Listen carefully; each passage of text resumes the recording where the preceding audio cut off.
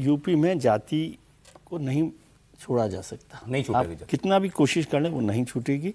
वहाँ जातियों में समाज बटा हुआ, और भारतीय जनता पार्टी भी जानती है। आप सोच रहे हैं कि ऐसा नहीं है, क्योंकि आप देखिए ना जितने उनके सहयोगी दल हैं वो सब छोटे छोटे जातियों के ही दल हैं।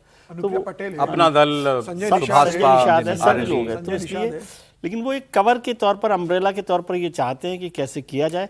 और उनको ये भी पता है, जैसे अखिलेश जी ने अयोध्या का जिक्र कर दिया, तो योगी साहब को भी पता है कि वो केवल हिंदुत्व के यदि उस पर चलते तो अयोध्या पिछली बार तो किसी भी हाल में नहीं हारना चाहिए था। बिल्कुल वो जाति का एक चुनाव था ना, कि जिसमें पासी समुदाय का पूरा एन ब्लॉक वोट मिलके अवधेश वहाँ पर जीत गए, और भारतीय जनता पार्टी ने समझा, इसलिए वो जाति जनगणना पर भी आ गए। अब कितना उसको वीक कर सकते हैं या उसके आगे कितना वो दूसरे इशू पर काम कर सकते हैं। अब हिंदुत्व के इशू पर भी कितना, देखिए बंगाल में जीतने में एक बड़ी वजह ये भी है ना, क्योंकि बंगाल में समाज जातियों में नहीं बटा हुआ था उस तरह से, वैसे तो बटा हुआ है, लेकिन वो इलेक्शन जो है वो जाति पर नहीं हो रहा, उसको यूं समझ ले। तो यहाँ पर सबसे मुश्किल काम, वहां आपके और बड़े मुद्दे चल जाते हैं, यहाँ वो उस तरह से नहीं चलता।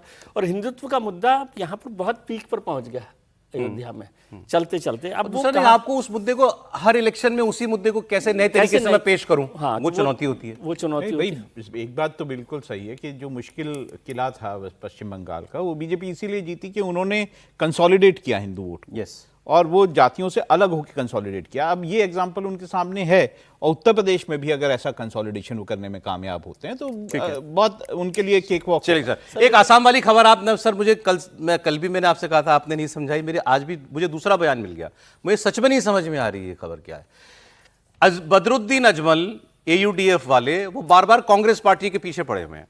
हुआ क्या था, मैंने आपको बताया था कि इलेक्शन हारने के बाद बदरुद्दीन अजमल ने ये कहा कि ये कांग्रेस पार्टी तो मुस्लिम लीग बन गई है। ये उनका बयान आया, मुझे समझ में नहीं आया कि अजमल साहब कैसे किसी और को मुस्लिम लीग कह सकते हैं। मुस्लिम लीग जब हम कहते हैं तो उसका मतलब है बांटने वाली पार्टी, जिसकी सोच में बंटवारा हो। क्यों है ये बात, क्यों हुई थी? क्योंकि बीजेपी ने ये बताया कि इनके 19 विधायक जीते, उसमें से 18 मुसलमान थे। हमने चलिए कल इसकी बात की थी, उसका सारा मैथ भी आपके सामने रखा था, कितने विधायक हैं उसमें, कितने मुसलमान हैं। अब इसका जवाब कल कांग्रेस पार्टी ने दिया, बदरुद्दीन अजमल की पार्टी का। उनको जो कहना था कि हम वो हैं, हम तो आज़ादी की लड़ाई से निकली पार्टी हैं, जो भी उन्होंने कहा, इसके जवाब में फिर बोले बदरुद्दीन अजमल, और उन्होंने फिर अपनी बात को दोहराया।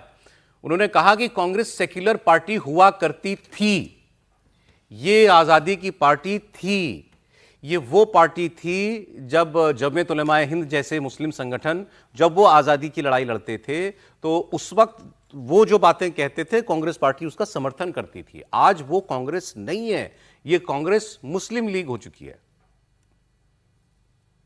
ऑपोजिशन का ये हालत हुआ है, दुर्भाग्य से कांग्रेस के प्लानिंग की गलती की वजह से ऑपोजिशन मुस्लिम लीग हो गया, कांग्रेस पार्टी मुस्लिम लीग हो गया। इस मुस्लिम लीग को लेके उनको पूरे दुनिया में अपना चेहरा दिखाने से पहले डूब के मरना चाहिए। मुस्लिम लीग कांग्रेस ने बनाया प्लानिंग करके। असेंबली में हम 2 हैं, एक अकेला 100 पे भारी, 2 है इंशाल्लाह 200 पे भारी।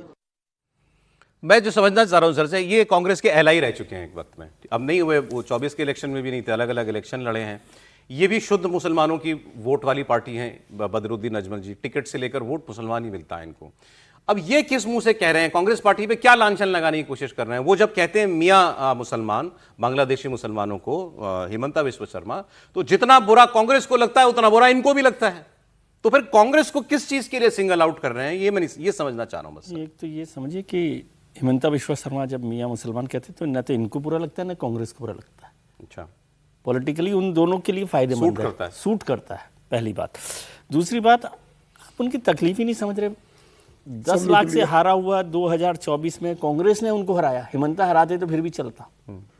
कांग्रेस ने हराया बदरुद्दीन को, जिनका पूरा का पूरा राजनीति मुस्लिम उससे चलती है। और जो 18 MLA 19 में से उनके आ जाएं तो वो सारा जो मुस्लिम समाज की राजनीति बदरुद्दीन करते हैं असम में, वो तो खत्म हो गई ना उनकी। धुबरी में पार्टी में ले गए, पार्टी के कई नेता कांग्रेस में चले गए हैं और 18 MLA वहां आ गए। तो अब वो क्या करेंगे? उनके 2 MLA बचे हैं,